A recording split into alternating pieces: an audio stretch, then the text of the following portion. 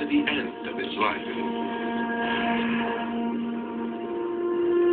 Such a star looks nothing like our sun because it's become unstable, convulsing violently as its death throes begin.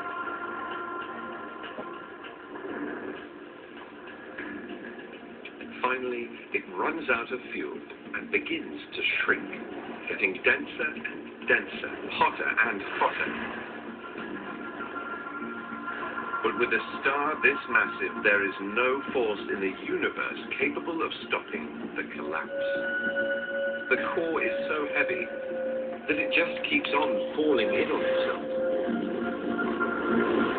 Gravity is running wild. In just 15 seconds or so, the unstoppable force crushes the star from millions of miles in diameter to as little as 12 miles in diameter. All the mass that was in the star is still there, but its own weight keeps forcing it down smaller and smaller still. The temperature of the core soars to 100 billion degrees.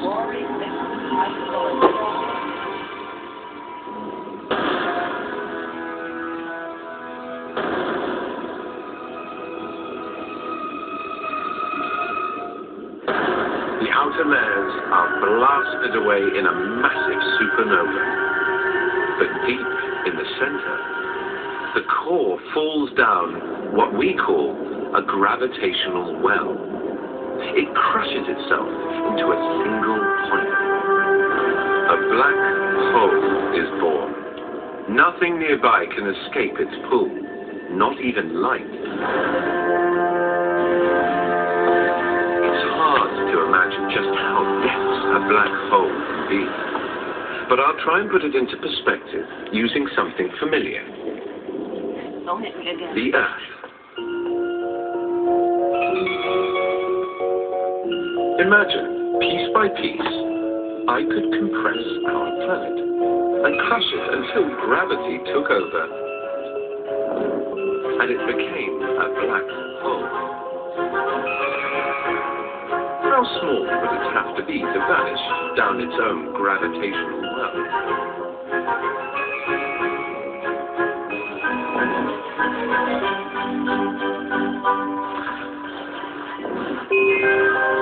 From 8,000 miles in diameter, I'd have to crush it to the size of a pea.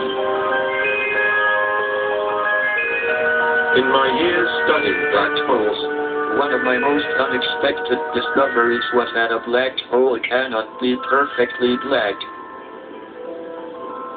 For much the same reason as the early universe could not have been perfectly spread out. There is no such thing as perfection. Black holes must give off radiation. The smaller the black hole, the greater the radiation. An even tinier black hole with only the mass of a mountain range would actually shine.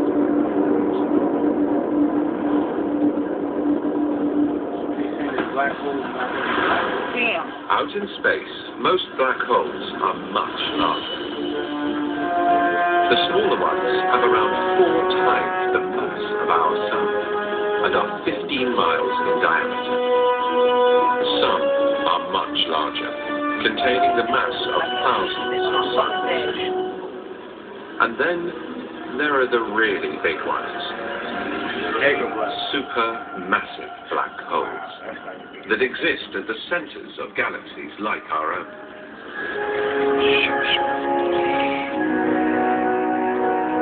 This black hole is thought to have the mass of 4 million suns and the diameter of 11 million miles. Black holes like these are the heavy hubs around which many galaxies, including the Milky Way, rotate. A kind of stabilizer that gives them form and shape. So 8 billion years after the Big Bang, after a long and remarkable run of good luck, we have stars and we have galaxies slowly rotating around giant black holes. Now the scene is set for something close to our hearts. The formation of our sun, the Earth, and ultimately, us.